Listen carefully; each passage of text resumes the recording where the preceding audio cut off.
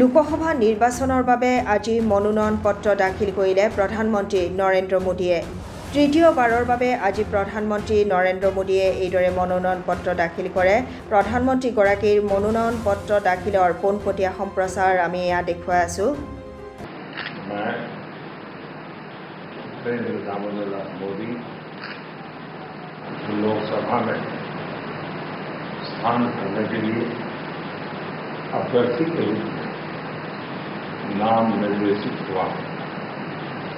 ईश्वर की शपथ लेता हूं, सत्य निष्ठा से प्रतिज्ञा करता हूं कि मैं विधि द्वारा स्थापित भारत के संविधान प्रति सच्ची श्रद्धा और निष्ठा रखूंगा और मैं भारत की प्रभुता और अखंडता अक्षुण्ण रखूंगा।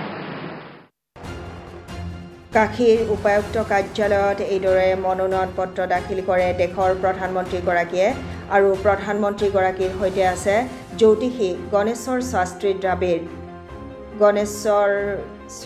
দাবীৰ জ্যোতিষী গণেশ্বৰ শাস্ত্ৰীৰ দাবীৰ মুখ্য প্ৰস্তাৱক হিচাপে আছে প্ৰধানমন্ত্ৰীগৰাকীৰ সৈতে আৰু প্ৰধানমন্ত্ৰীগৰাকীক সংগ দিছে 18 জনতকৈ অধিক কেবিনেট মন্ত্ৰীয়ে। লগতে প্ৰধানমন্ত্ৰীগৰাকীৰ সৈতে আজি উপস্থিত থাকিব অসমৰ লগতে 12খন ৰাজ্যৰ মুখ্যমন্ত্ৰী।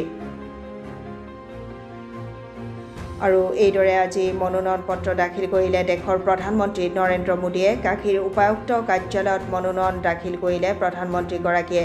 জ্যোতিষী গণেশ্বৰ শাস্ত্ৰীৰ দাবীৰ হৈছে মুখ্য প্ৰস্তাৱক আৰু প্ৰধানমন্ত্ৰীগৰাকীক সংগ দিয়ে 18 জনতকৈ অধিক কেবিনেট মন্ত্ৰীয়ে। লগতে প্ৰধানমন্ত্ৰীগৰাকীৰ সৈতে আজি উপস্থিত থাকিব অসমৰ লগতে 12খন ৰাজ্যৰ মুখ্যমন্ত্ৰী।